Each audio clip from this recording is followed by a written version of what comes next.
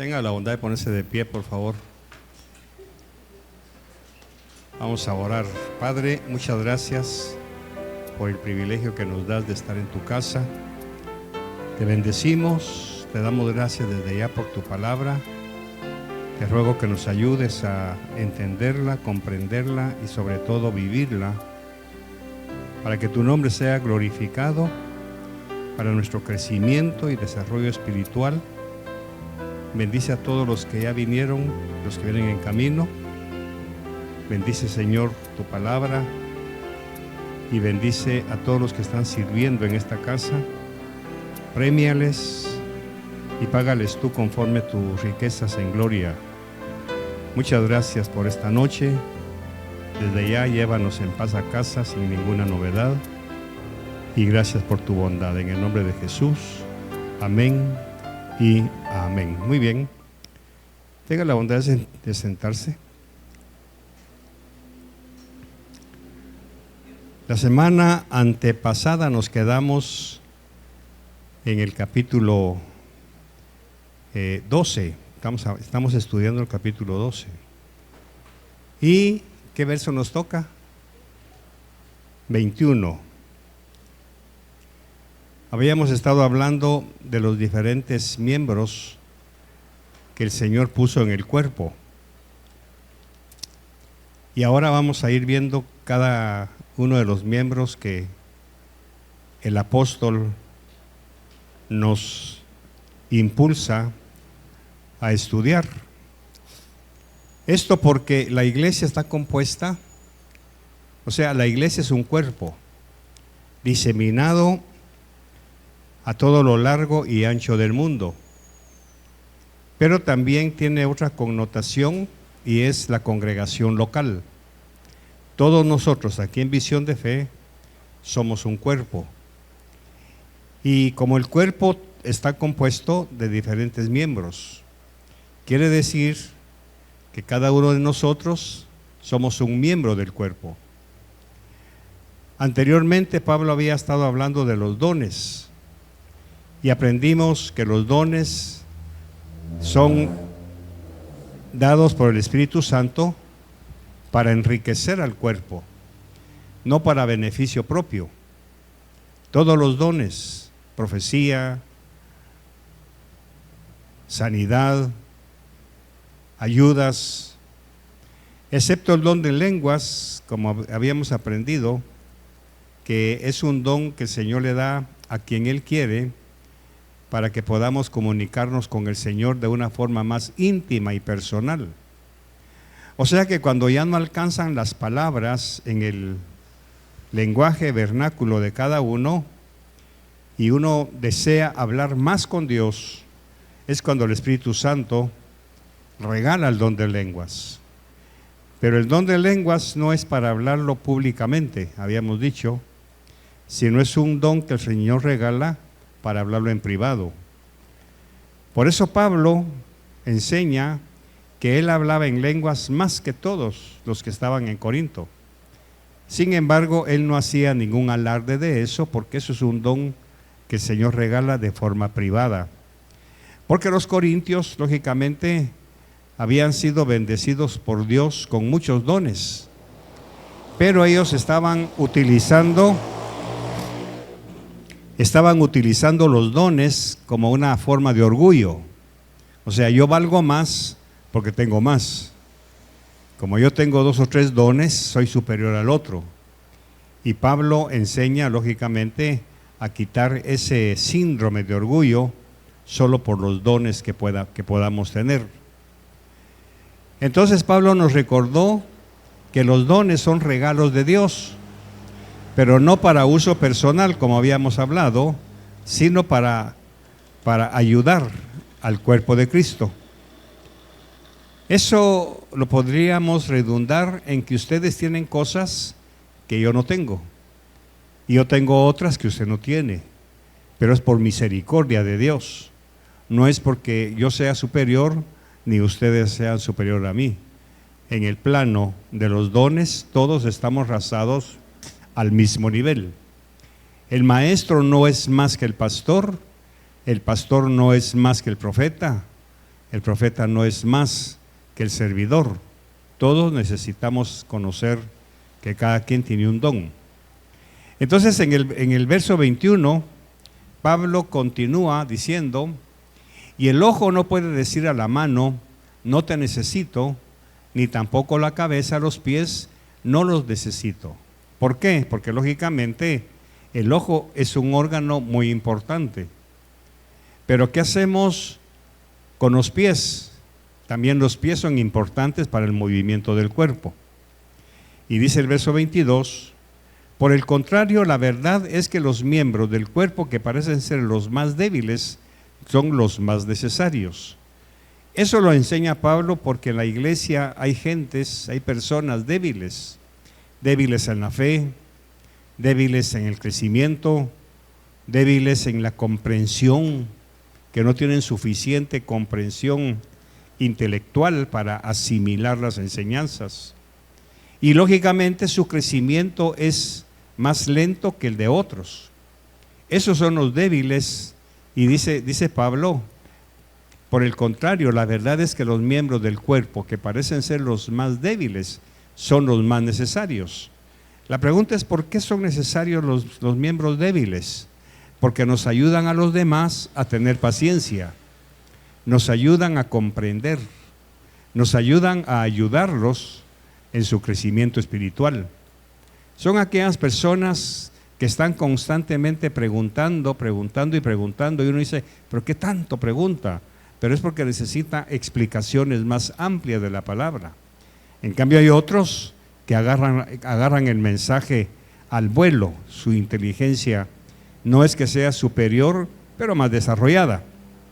Y dice Pablo entonces que las partes del cuerpo que estimamos menos honrosas, a estas las vestimos con más honra. De manera que las partes que consideramos más íntimas reciben un trato más honroso. Hablando de las personas de la congregación, que muchas veces nosotros, cuando vemos a los de menos honra, ¿cuál sería una persona de menos honra?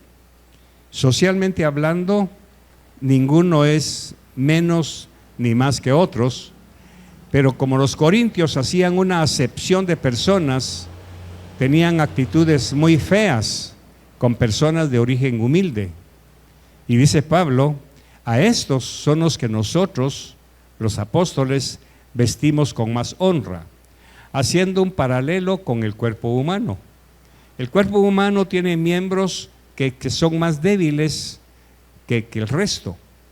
Por ejemplo, tenemos en el cuerpo humano el hígado, el páncreas, el corazón, los riñones, que los cuidamos muchísimo.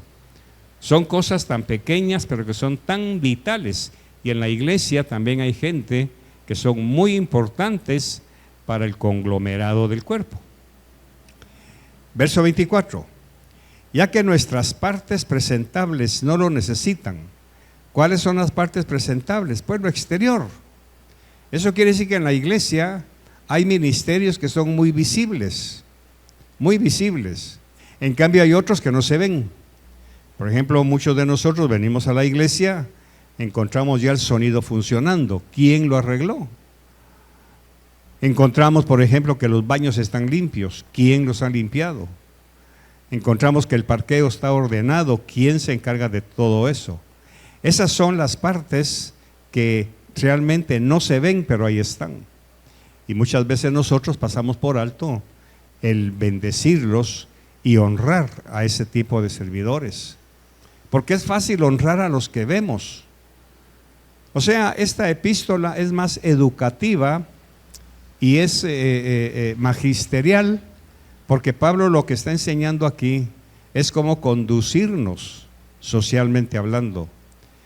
Porque la iglesia, lógicamente, Corintia, era una iglesia elitista que necesitaba ser educada. No educada en el aspecto académico, sino educada en el aspecto moral. Una persona puede ser educada académicamente y puede ser una persona abusiva, malcriado, mal hablado, pedante.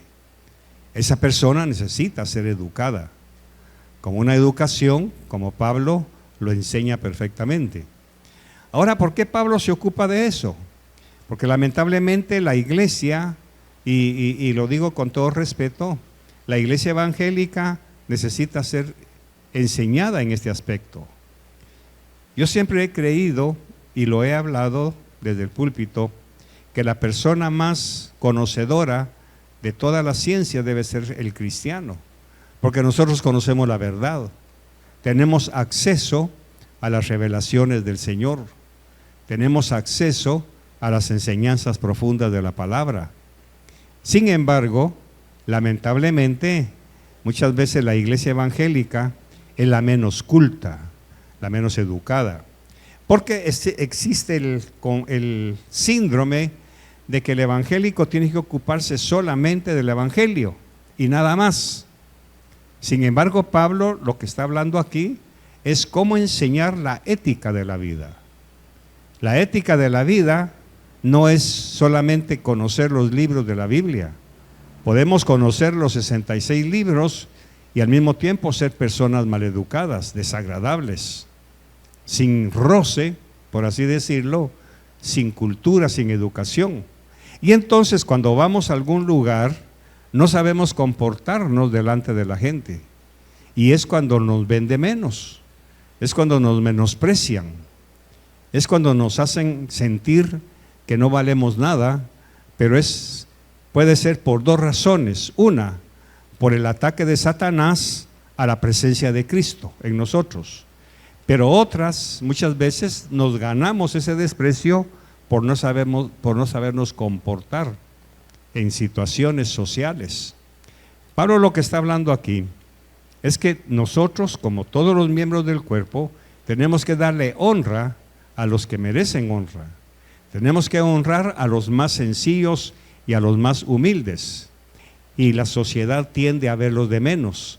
Dentro de esa sociedad está la iglesia evangélica. No sabemos comportarnos muchas veces porque todavía arrastramos esas cosas que Pablo está mencionando como ejemplo del cuerpo. Si yo cuido mis ojos, por ejemplo, que son órganos muy vitales, pero que aparentemente puedo vivir sin ojos, puedo vivir, pero el Señor me los ha dado, entonces tengo que cuidar mis ojos. Esa es la persona que cuida los carros en el aspecto de la iglesia, es la persona del sonido, es la persona que se encarga de limpiar sillas, de ordenar el templo, porque muchas veces nosotros no tomamos en cuenta a los servidores, porque creemos que como nosotros somos los evangélicos, tienen la obligación de servirnos, y no es así. Es a los que más honra hay que darle. Por eso dice Pablo en el 24, ya que nuestras partes presentables no lo necesitan, o sea, y lo voy a decir con toda la humildad, yo no necesito que me honren, por así decirlo, pero no me malinterprete, no me voy a estar deshonrando. No necesito que me muestre honra. ¿Por qué? Porque ya la tengo, por el hecho de ser el pastor. ¿Estamos de acuerdo? Entonces, realmente la iglesia no necesita, de alguna manera, demostrarle tanta honra a los que ven. Por ejemplo, alguien que profetiza, ya tiene la honra de profetizar. En este momento creo que es necesario que entendamos que hay dos clases de honra: la honra adquirida y la honra delegada. La honra delegada es la que Dios nos ha dado a nosotros, así que ya la tenemos, porque Dios nos ha honrado con el ministerio, con el llamado, con la posición. Pero los otros necesitan la honra delegada. Yo los voy a honrar porque están haciendo las cosas que yo no puedo hacer, no porque no quiera, sino porque no es mi función socialmente hablando. Porque de alguna manera, si alguien, por ejemplo, si alguien me ve ordenando sillas, lo más seguro es que me diga, no, pastor, permítame, yo lo voy a hacer. ¿Sí o no? ¿Por qué? Por la honra que Dios ha delegado sobre mí. Pero si vemos a un diácono moviendo sillas, ¿quién lo va a ayudar? Nadie. Es su deber. A él hay que honrar. A él hay que honrar. Por eso es que hay que entender las dos honras. Por ejemplo, los padres tienen honra delegada de Dios. Él se las ha dado. Desde el momento en que usted se convierte en padre, Dios viene y lo reviste de honra. Por eso le dice a sus hijos: honra a tu padre y a tu madre. Tú hónralos, porque yo les he dado la honra de haber sido tus padres. Eso quiere decir que ser padres, biológicamente hablando, es una honra de Dios. Él nos ha dado la honra de poder ser padres. Y ahora viene y le exige a los hijos: yo te exijo a ti como hijo que lo honres. Porque si yo, siendo Dios, lo he honrado a tu mami, he honrado a tu papi, ¿quién eres tú para no honrarlos?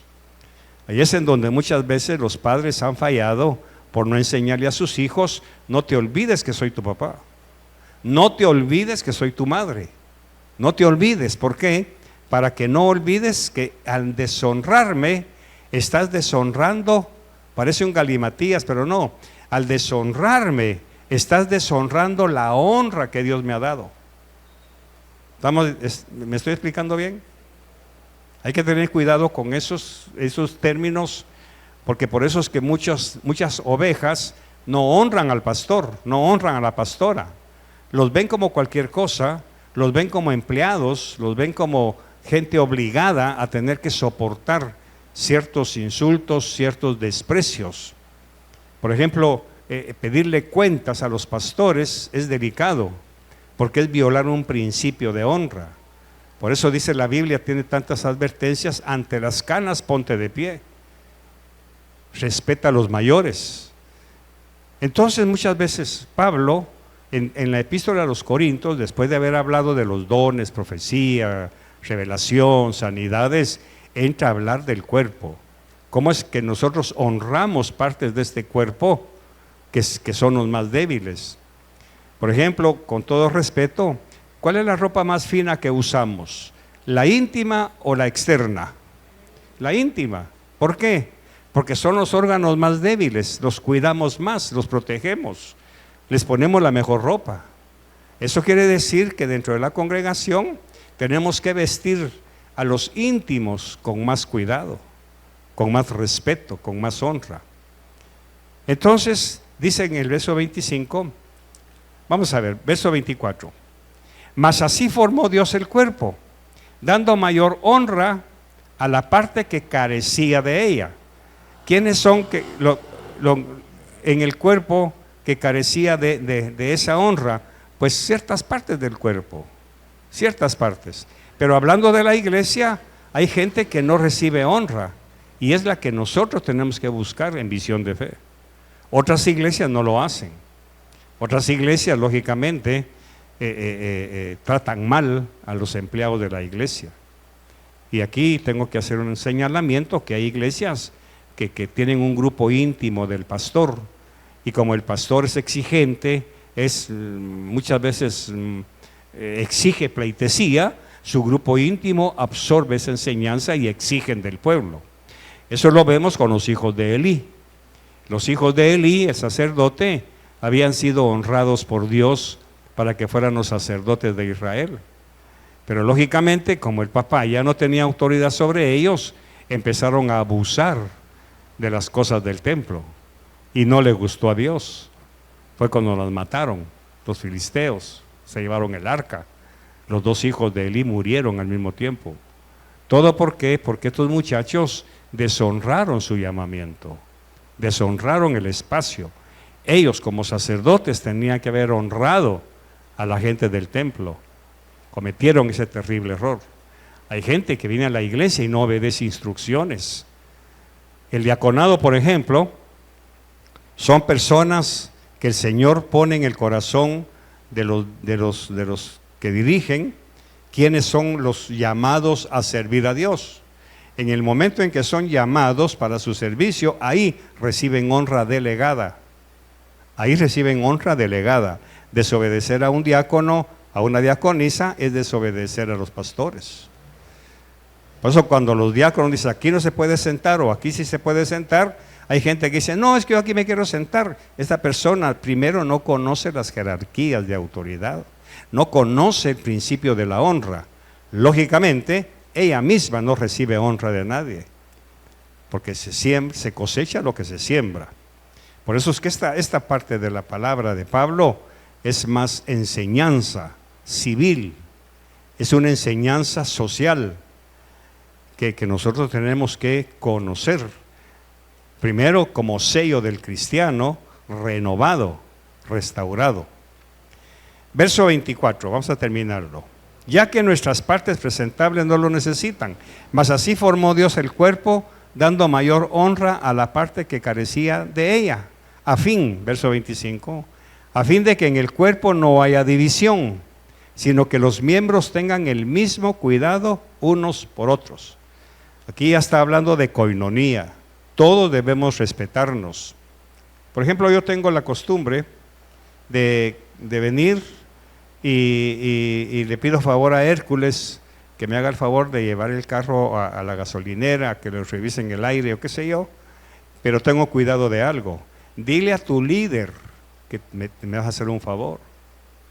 Dile a tu líder, porque él está bajo la autoridad de una directora de diaconados. Amén. Yo no soy su líder, soy el líder por antonomasia, pero él está sujeto a una autoridad interna, que es quien dirige el diaconado. Entonces yo le digo, hazme un favor, aquí está la camioneta, lleva a echar gasolina, pero dile a tu líder que te vas a ir, porque si no yo mismo estoy sobrepasando la autoridad que se le ha dado a la hermana. ¿Estamos comprendiendo? Esto funciona en todos los niveles. Porque el hecho de que yo sea pastor, humanamente hablando, para otra mentalidad, yo no tendría por qué avisarle. Basta con mandar y soy obedecido.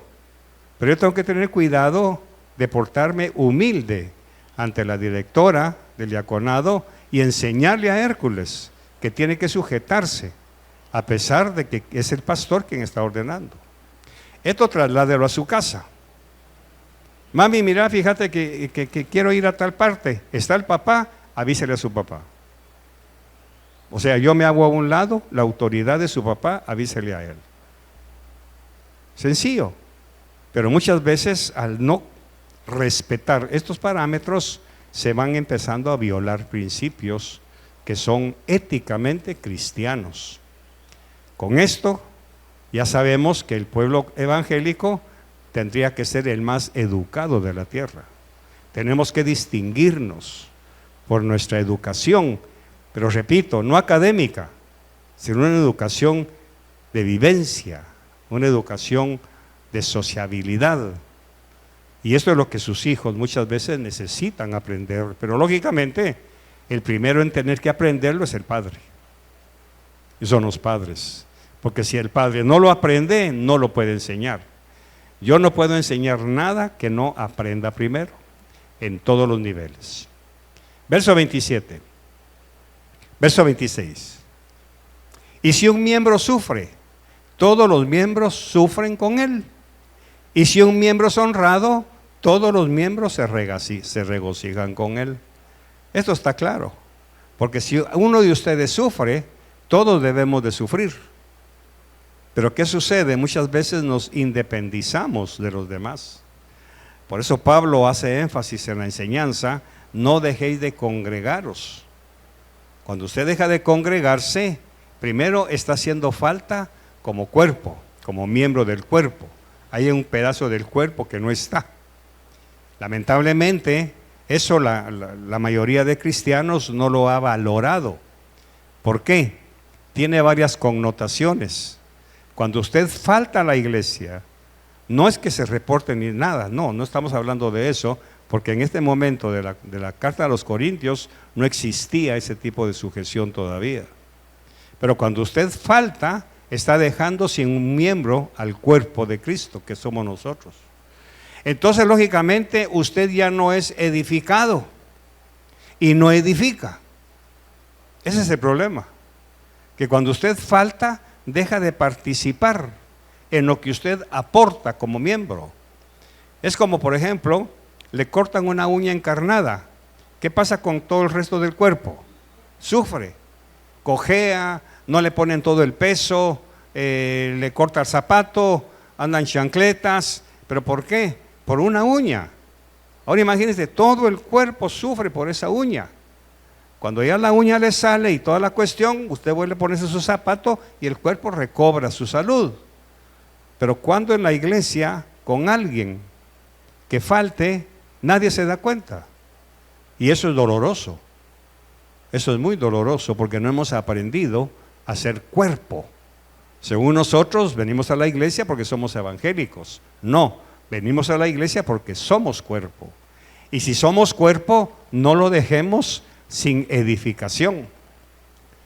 Y ahora bien, y dice, ahora bien, verso 27. Vosotros sois el cuerpo de Cristo, y cada uno individualmente un miembro de él. Entonces, cuando usted no viene, está dejando el cuerpo sin su presencia. Pero ¿qué tiene que ver eso, pastor? Que el solo hecho de que usted venga está llenando un espacio del cuerpo. Se está haciendo notar. Por ejemplo, para mí es un privilegio que hoy que vine, después de una semana de cama, prácticamente todo el mundo, qué bueno verlo, pastor, qué bueno, gloria a Dios, ya está con nosotros, sí, bueno, me honran, me alegra. Qué triste hubiera sido que yo entre y que nadie se dé cuenta. Ser invisible. Eso se gana uno cuando deja de congregarse. Se vuelve invisible. Y tarde o temprano eso va a doler. Nadie se dio cuenta de que no vine. Nadie me ve. Soy invisible, sí. Porque lógicamente no entendemos que cuando nos ausentamos sin una razón válida, se está dañando la imagen del cuerpo, porque todos tenemos algo que aportar. Por eso dice Pablo, ¿qué hay pues, hermanos, cuando os reunís? ¿Qué hay? Entonces, ahora bien, vosotros sois el cuerpo de Cristo, y cada uno individualmente un miembro de él. Verso 28. Y en la iglesia Dios ha designado primeramente apóstoles, en segundo lugar profetas, en tercer lugar maestros, luego milagros, después dones de sanidad, ayudas, administraciones, diversas clases de lenguas. Aquí está hablando ya de los ministerios que Dios ha dado a la iglesia. Por eso dice, y en la iglesia. O sea, no solamente aquí con nosotros, sino en las diferentes congregaciones que conforman el cuerpo de Cristo. Entonces, lógicamente, nosotros podemos tener un apóstol, nosotros podemos tener un profeta, podemos tener maestros, pero son son ministerios que el Señor ha regalado a la iglesia. Y dentro de esos ministerios hay dones. Lo vamos a leer bien, fíjese pues. Y en la iglesia Dios ha designado primeramente apóstoles, que son los que fundan la iglesia, son los que siembran la doctrina, son los que corrigen la doctrina de Cristo, son los que cuidan la enseñanza. Ese es un apóstol. Primera pregunta, ¿todavía existen esos apóstoles? Sí. ¿Por qué? ¿Ya terminó el canon del Nuevo Testamento? ¿Ya terminó la efectividad? No. Entonces esto sigue todavía, porque es la palabra del Señor, que dice, lo último que pasará es mi palabra. Sigamos. En segundo lugar, profetas. Pero el pastor, el apóstol no es superior al profeta. Sencillamente que es el primer llamado. ¿Por qué? Porque una iglesia sin doctrina prácticamente queda a la deriva. Puede tener dones, puede tener revelaciones, pero si no hay un hombre, una persona responsable de normar los diferentes dones, hay un anarquismo, se pierde el orden. Y los que están afuera dicen, están locos. Eso fue lo que habló Pablo cuando dijo, todos hablan en lenguas, entra alguien indocto, pues si estos están locos, ¿qué están hablando? ¿Se recuerda de eso que estudiamos? Bueno, en segundo lugar, profetas. En tercer lugar, maestros. O sea que el maestro está en tercer lugar, no de formación, sino de posición. Vamos a ver. De función, exactamente, gracias. El apóstol, que es el que dirige, supervisa. El apóstol no enseña, por así decirlo. Puede hacerlo, pero no es su función. El apóstol es el que cuida el comportamiento doctrinal de la iglesia. El profeta es el que anuncia, el que habla en lugar de Dios. En tercer lugar, el maestro. ¿Pero quién supervisa al maestro? El apóstol. El apóstol. Sigamos. Luego dice milagros. O sea, hay personas que han sido llamados por Dios para hacer milagros. ¿Quién los supervisa? El apóstol. O sea, el líder central. Después, dones. Ya, ahí estamos hablando ya de dones. Dones de sanidad. O sea, no es que usted tenga un ministerio de sanidad. Lógicamente, hay pastores que se adjudican ese ministerio de sanidad. Han habido hombres muy grandes que ya murieron, algunos que ellos tenían aparentemente ese ministerio. Pero cuando eso sucede, lamentablemente, en su familia siempre hay alguien que no recibe esa sanidad. Por ejemplo, Pablo, ¿tenía el don de sanidad? Sí, lo tenía. Sin embargo, dice en una de las cartas, a fulano lo dejé enfermo en Troas. ¿Por qué no lo sanó? Porque como es un don, no siempre va a funcionar. Esto Pablo lo aclara porque cuando en la iglesia el Señor levanta a alguien con el don de sanidad para proteger a esa persona, de ser idolatrado, porque entonces lo llamarían a todas partes, lo harían el eje de la iglesia. Entonces Dios lo que hace es que de repente le quita el don, o mejor corrijo, no es que se lo quita, sino lo suprime por un momento, lo desviste de ese don, para que la gente no lo vaya a idolatrar, de que, hermano, fíjese como usted tiene el don de sanidad, mi abuelita, ahí voy, y de repente ya no viene a la iglesia porque anda sanando a todo mundo. Y no es así, porque es un don de sanidad. Ayudas. ¿Quiénes serían los que tienen el don de ayudar? Pues los diáconos, los servidores, aquellos que tienen un talento especial para alguna cosa. Por ejemplo, tienen el don de todo esto. Los hermanos de construcción tienen el talento de arreglar cualquier cosa. Entonces son dones que Dios ha regalado. Luego dice administraciones. ¿Quiénes serían estos? Los de contabilidad, los que llevan las cuentas, los que me van a responder a mí como pastor y a la pastora como administradora de cómo van las cosas de la iglesia, si ya se pagó el local, los gastos, los impuestos y todo. ¿Se imagina que yo me encargue de todo eso, hermano? Me voy a quemar y voy a desplazar a mucha gente que Dios podría usar. Y luego dice diversas clases de lenguas, diversas clases. Aquí no estamos hablando de idiomas, eso ya lo hablamos cuando empezamos a hablar de las lenguas, que en el principio, en Hechos fueron idiomas, pero después ya fue el derramamiento del Espíritu Santo. Verso 29. Pregunta Pablo, ¿acaso son todos apóstoles? ¿Cuál sería la respuesta? No. ¿Acaso son todos profetas? Tampoco. ¿Son todos maestros? Tampoco. ¿Acaso son todos obradores de milagros? No. ¿Acaso tienen todos dones de sanidad? Pues no, Pablo, no. ¿Acaso hablan todos en lenguas? Tampoco. Aquí es en donde viene lo que hablamos la semana antepasada, que hay iglesias que exigen que todos hablen en lenguas. Y es cuando se vuelve la mentira, hay que fingir que estoy hablando en lenguas. Y es una burla. ¿Pero por qué? Porque los empujan, les exigen. Porque hay una mala interpretación de que si usted no habla en lenguas no es salvo. Y las lenguas no son para salvación. Las lenguas no son para salvación. Ya sabemos que las lenguas son un lenguaje que Dios regala a ciertas personas para que puedan hablar con el Señor cosas íntimas que ni Él mismo entiende, solo Dios. Entonces, ¿hablan todos en lenguas? Tampoco. ¿Interpretan todos? No. Ahora verso 31, mas desead ardientemente los mejores dones. ¿Cuáles serían los mejores dones? Y aún yo os muestro un camino más excelente. Capítulo 13. Todavía nos da tiempo. Mas desead ardientemente los mejores dones. ¿Ahora cuáles son esos mejores dones? Capítulo 13, verso 1. Si yo hablara lenguas humanas y angélicas, pero no tengo amor, he llegado a ser como metal que resuena o címbalo que retiñe.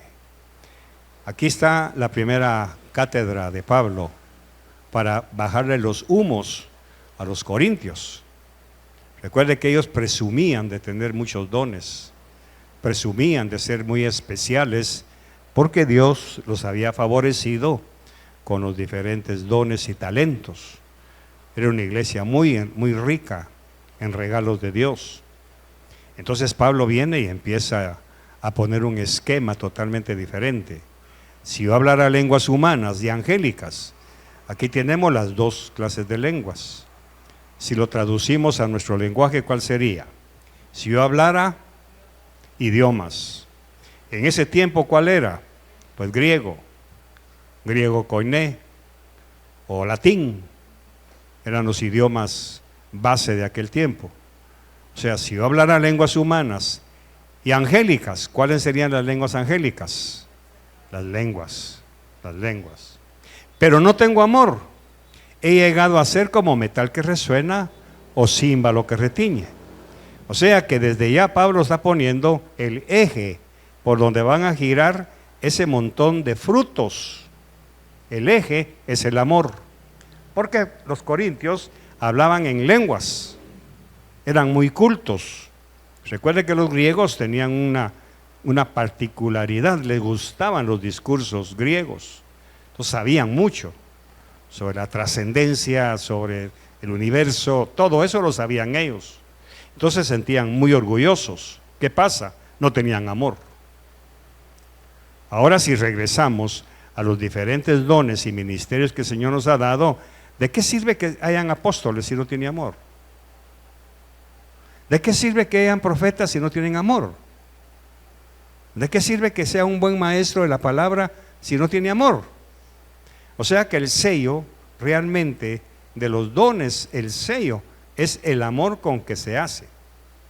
Verso 2. Si usted se da cuenta, Pablo está repitiendo prácticamente los ministerios anteriores. Y si tuviera el don de profecía, el don, no el ministerio, sino el don. Aquí tengo que hacerle la aclaración. El don de profecía es alguien que lo recibe para ir por todo el mundo como profeta de Dios. Amén.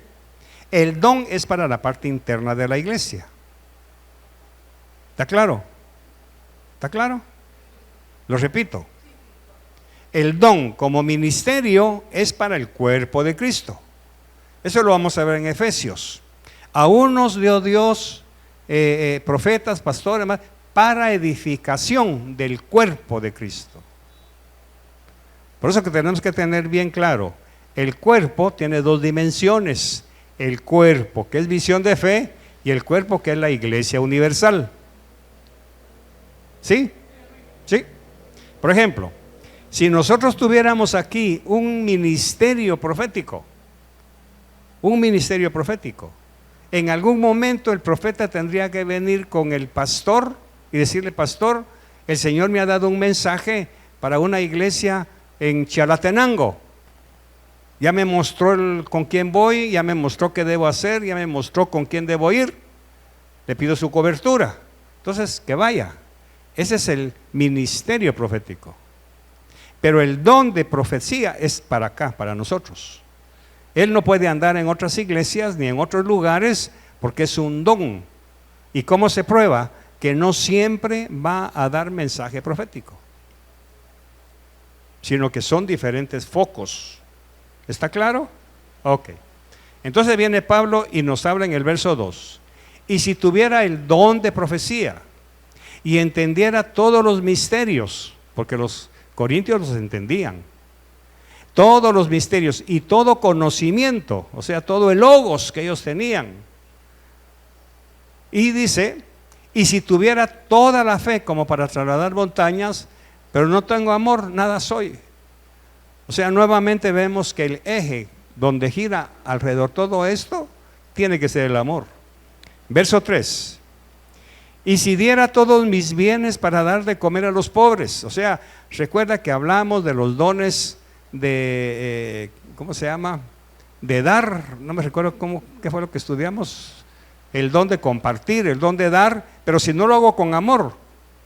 Por eso dice, y si diera todos mis bienes para dar de comer a los pobres, y si entregara mi cuerpo para ser quemado, pero no tengo amor, de nada me aprovecha. Y entonces empieza el famoso poema de Pablo del amor. Es paciente, es bondadoso, el amor no tiene envidia, el amor no es jactancioso, no es arrogante. Todo eso lo tenían los corintios, eran arrogantes, eran presumidos. Y la iglesia de hoy tiene gente así, se sienten muy presumidos, muy orgullosos de lo que Dios les ha dado. Sigue diciendo, no se porta indecorosamente, no busca lo suyo, no se irrita. Todo esto lo hemos tomado para las bodas, ¿verdad? En las tarjetas. Y resulta que al día siguiente en el matrimonio empiezan los egoísmos, empiezan los insultos. Se ha convertido en un cliché. Verso 6, no se regocija en la injusticia, sino que se alegra con la verdad. El amor todo lo sufre, todo lo cree, todo lo espera, todo lo soporta. Hace años venía yo de regreso de ir a visitar a mi mamá, pero vivía en Guatemala todavía. Me recuerdo, nunca se me olvida eso. Venía en el vuelo para Guatemala y a la par mía venía un norteamericano en el avión y venía leyendo la Biblia. Y vengo yo de su tío. Ah, ¿you Christian? Y empecé a hablar con él. Sí, me dijo, gloria a Dios, sí. Y tú también. Ah, ¿para dónde vas? Para Guatemala. Oh, gloria a Dios. ¿Tú conoces una iglesia grande que se llama Elim? Sí, le digo yo pertenezco a esa iglesia. Oh, gloria a Dios. Fíjate que vengo con un mensaje de parte de Dios para el apóstol Ríos. Y mira qué casualidad que te encuentro aquí. ¿Tú me podrías presentar a tu pastor? En aquel tiempo hablar con el pastor Ríos, hermano, era un protocolo terrible. Bien llegaba el hombre, va. Sin embargo, yo me atreví a decirle, sí, te lo puedo presentar. Entonces, llegamos a Guatemala, él se fue al hotel, luego le dije, dime en qué hotel vas a estar y te voy a traer cuando el próximo servicio. Y me dio el hotel, zona 4. Cuando quedamos de acuerdo, lo fui a traer al hotel, lo llevé a la iglesia y hablé con el diácono encargado de ser el guardián de la puerta del doctor. Dios lo fue haciendo todo, porque yo era un miembro de los demás, pero el Señor puso esa unción de autoridad. Y le dije, mire, fíjese que el hermano viene a Estados Unidos y le trae un mensaje al doctor. ¿Podemos hablar con él? Sí, me dijo, claro que sí. Y tocó la puerta, entramos, yo los presenté y me retiré. ¿Qué quiero decirle? Ese hombre tenía don de profecía o ministerio profético. Ministerio profético. Porque Dios le fue poniendo todo en su camino. ¿Quién se iba a imaginar que él se iba a sentar en el avión a la par de un miembro de aquella iglesia donde Dios lo había mandado? Entonces, eso nunca se me olvida, porque me ha servido para después entender lo que es el ministerio y lo que es el don. Hay que tener mucho cuidado con eso. Siguiendo con Pablo, en el verso 5 dice que el amor no se porta indecorosamente. Indecorosamente. Entonces, por amor yo tengo que vestirme así, por amor a ustedes, por respeto a ustedes. Aunque yo ya estoy sudando con el calor y todo, pero por respeto. Y alguna vez, en algún verano, les he pedido permiso para quitarme el saco, porque ustedes merecen todo el respeto de parte mía. ¿Por qué? Porque no debo ser indecoroso. Por eso es que se exige que la mujer cristiana se vista decorosamente. ¿Por qué? Para respetar a los hombres. Diga conmigo, para respetar a los hombres. Por eso dice que el amor, si yo amo a mi congregación, voy a tratar de no tratarlos indecorosamente. no busca lo suyo, no se irrita, no toma en cuenta el mal recibido, no se regocija de la injusticia, sino que se alegra con la verdad. Todo lo sufre, todo lo cree, todo lo espera, todo lo soporta. Lógicamente Pablo ha vivido todo esto. Lo han dejado abandonado sus amigos, lo han apedreado, lo han dejado como muerto, lo han menospreciado. Los judaizantes lo han perseguido por toda Galacia, por toda la zona de Asia, desmintiendo su apostolado. Sin embargo, sencillamente Pablo aguantó y soportó todo eso por amor. Verso 8. El amor nunca deja de ser, pero si hay dones de profecía, se acabarán. Si hay lenguas, cesarán. Aquí es en donde muchos dicen que ya pasaron, que el don de profecía ya pasó. Eso dicen los teólogos. Aquí está donde dice, el amor nunca deja de ser. Pero si hay dones de profecía, se acabarán. La pregunta es, ¿cuándo se acabaron? Porque si el Espíritu Santo, que es el que los da, todavía sigue vigente, todavía están vigentes esos dones. Pablo lo que está hablando aquí es hipotéticamente hablando. Recuerde que Pablo era un erudito griego. Él conocía perfectamente el idioma griego por su cultura. Entonces aquí está hablando hipotéticamente. Si hay lenguas, cesarán.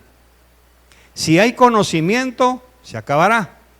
¿Qué conocimiento? El da'at, lo que se llama en hebreo, el conocimiento de la palabra de Dios. Porque en parte conocemos y en parte profetizamos. ¿Qué quiere decir? Cuando yo bajo del púlpito, si usted me hace una pregunta relativo a esto, muchas veces no voy a poder contestarle. ¿Por qué? Por la unción que hay aquí. En parte profetizo y en parte conozco. Eso quiere decir que mientras yo estoy predicando, es posible que esté profetizándole a alguien sin darme cuenta. No es que yo sea profeta. Pero cuando venga lo perfecto, lo incompleto se acabará. ¿Qué es lo perfecto? Es Cristo en su segunda venida. Y lo incompleto, ¿qué es lo incompleto? Somos nosotros. Todavía no estamos completos. Todavía estamos siendo sobreedificados. Verso 11. Cuando yo era niño, hablaba como niño. O sea, es normal que usted, recién nacido en Cristo, pues hable de alguna manera que no es muy ética. Es lógico que se duerma, que no tenga ganas de estar aquí, que no entienda, que no comprenda. Pero dice, pensaba como niño y razonaba como niño. Hay doctrinas que usted, por ser muchas veces, o nosotros, por ser niños, no las entendemos bien. Pero quiero que lea en voz alta lo que sigue. Pero, perdón, que pase la moto. ¿Pero qué dice? Cuando llegué a ser hombre. ¿Qué hizo cuando llegó a ser hombre? ¿Me quitaron lo de niño? ¿Qué dice? Yo las dejé.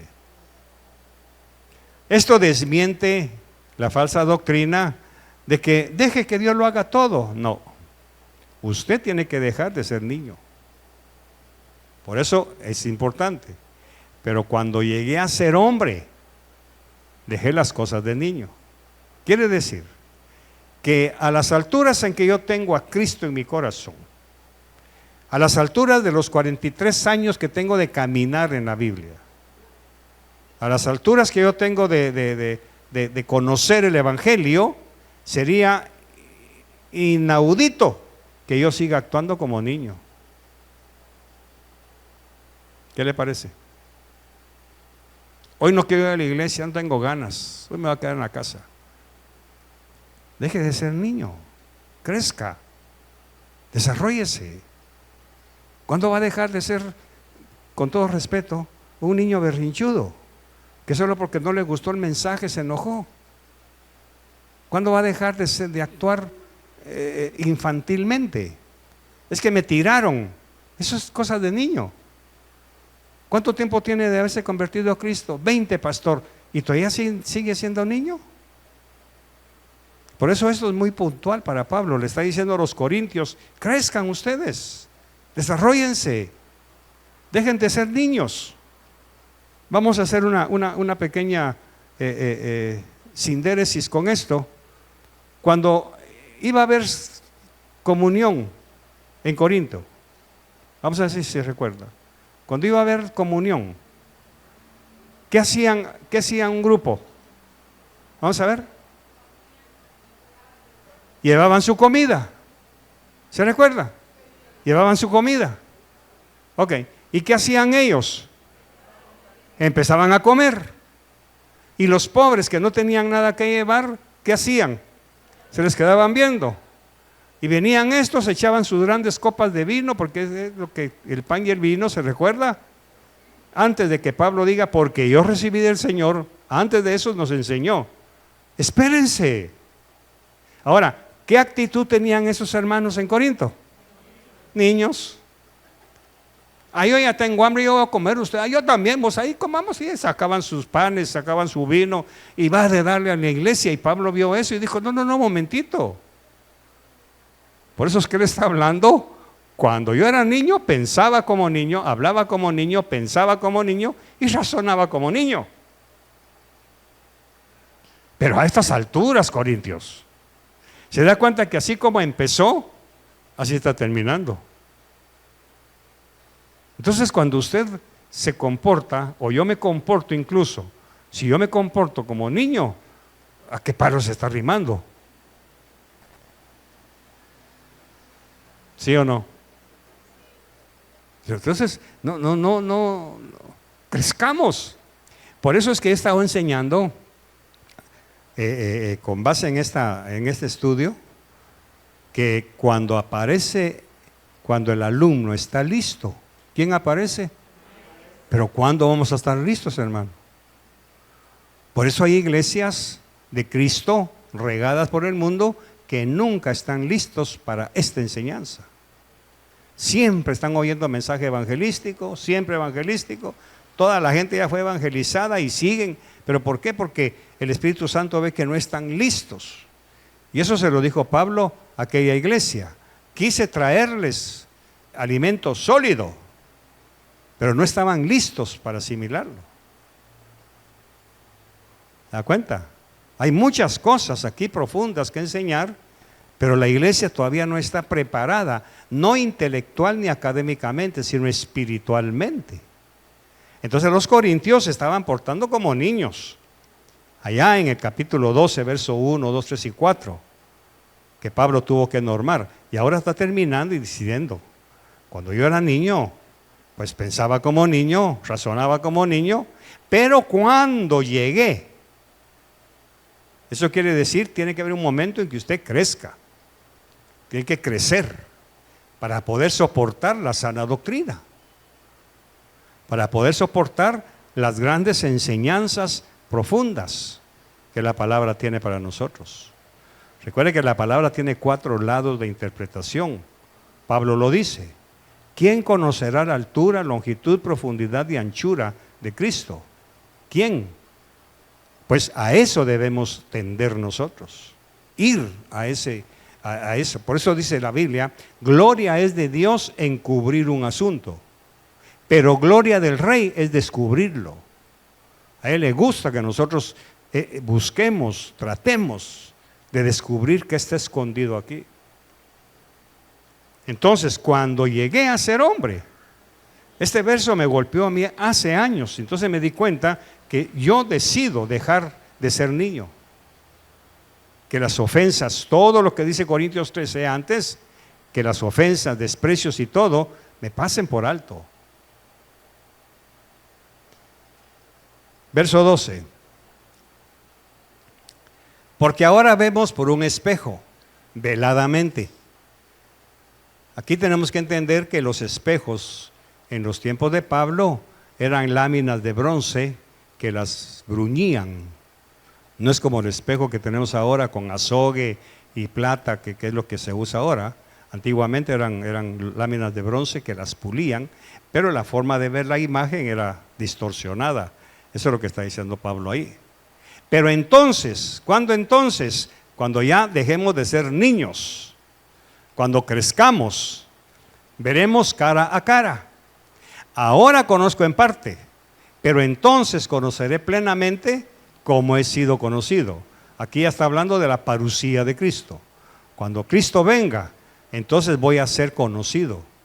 Voy a ser, me van a conocer como fui conocido. Mientras tanto, sigo viendo veladamente. Verso 13. Y ahora permanecen la fe, la esperanza y el amor. Estos tres. Pero el mayor de ellos es el amor. Quiere decir que sin amor, la fe no sirve de nada. La fe puede ser un estorbo para aquel que no tiene amor.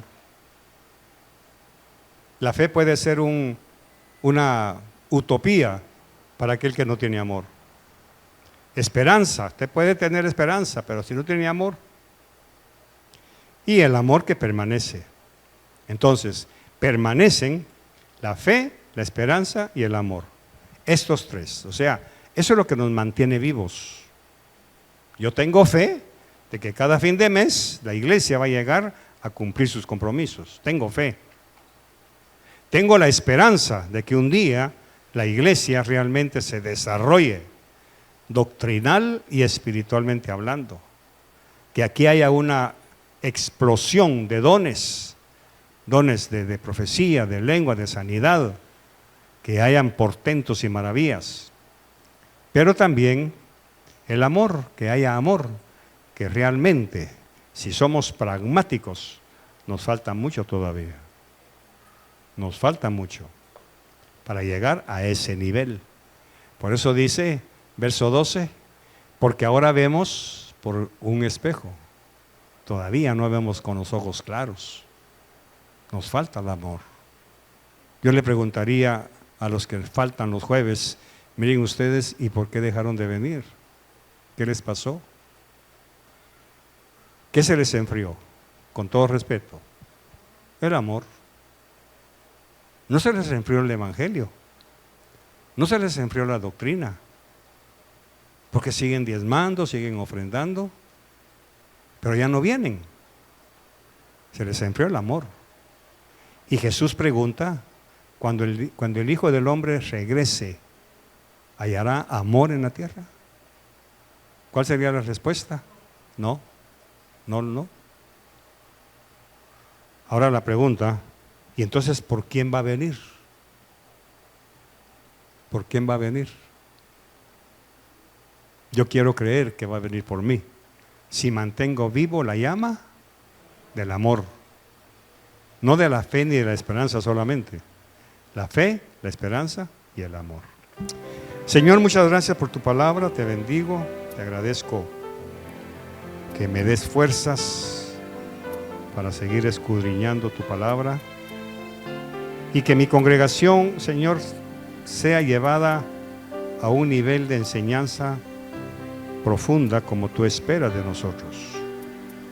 Que no nos quedemos a medio camino, sino al contrario, que cada vez conozcamos más y más de tu presencia, para que tú te derrames en esta congregación con sabiduría, con conocimiento y con revelación. Muchas gracias. Bendigo la ofrenda en el nombre de Jesús. Amén y